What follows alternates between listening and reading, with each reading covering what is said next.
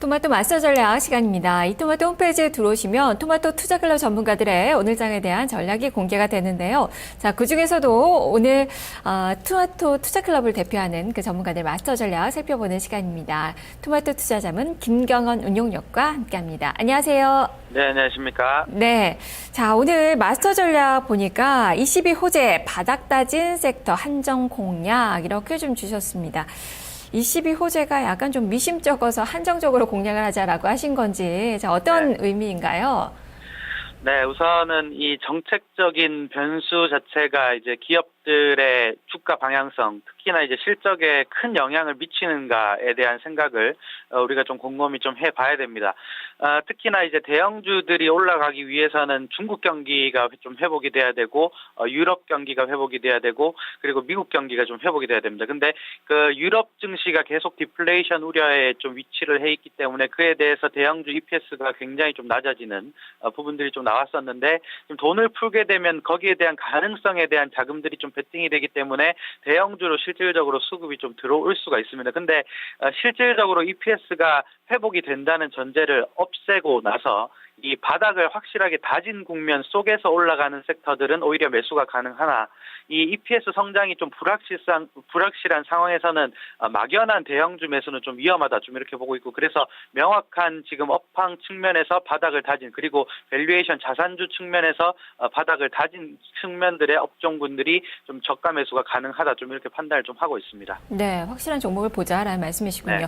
그만큼 유럽계 자금 유입에 대한 수혜 가능성은 좀 볼 수 있을 것 같고, 그것이 또 인덱스 형태로 들어오니까 시총 상위주들을 봐야 되는 건 맞는 것 같은데, 한 가지 신경이 쓰이는 부분이 유로화가 지금 11년 내 최저 수준까지 떨어지고 있습니다.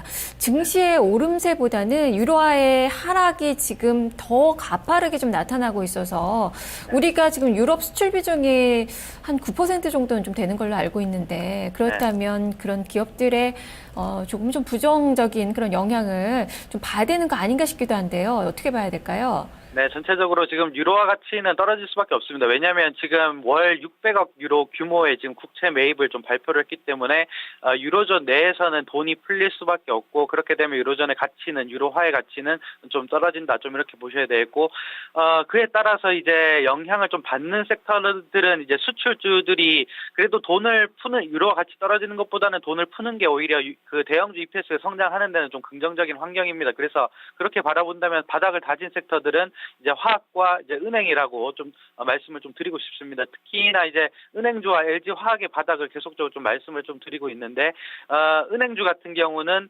금융위기 이전의 밸류에이션, 특히 PBR 0.5배 수준을 정확하게 찍고, 지금 호재성 유럽발 이슈로 인해서 오늘 2%대 신한지주나 KB금융 그리고 하나금융지주까지 2%대 강세를 좀 보이고 있는데, 이쪽은 하방이 완전하게 지금 다져졌기 때문에 위로 배팅해도 충분히 무리가 없다, 좀 이렇게 보셔야 되고, LG화학도 마찬가지입니다. 지금 LG화학이 오늘 2% 그리고 롯데케미칼이 한 4% 상승 좀 하고 있는데, LG화학도 최근에 낙폭과대에 대한 매력이 정확히 PBR 기준으로 한 1배 수준의 저가 메리트가 좀 발생을 하는 부분에서 반등이 나오는 부분들이기 때문에 저가를 확실하게 다진 섹터이기 때문에 이쪽은 충분히 공략이 가능하다, 좀 이렇게 보고 있고, 하지만 오늘 올라가지만 좀 단기 시세가 이 단기적으로 좀 그칠 수 있는 부분들은 이 건설 그리고 그 중공업, 특히나 이제 조선주들이 좀 되겠습니다. 조선주 같은 경우는 예전에도 그랬지만 이제 현대중공업이 한 2조 원대 손실을 냈었고, 그에 대한 기술적인 좀 반등이 나왔다가 다시 흘러내리는 패턴들이 좀 모습이 좀 나왔기 때문에 이쪽 부분들은 단기적인 호재로 인해서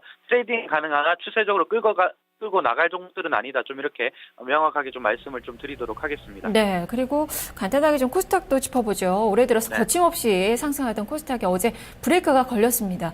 그래도 오늘 또 반등권의 움직임 나타내주고 있기는 한데요. 이쪽은 전략 어떻게 세워봐야 될까요?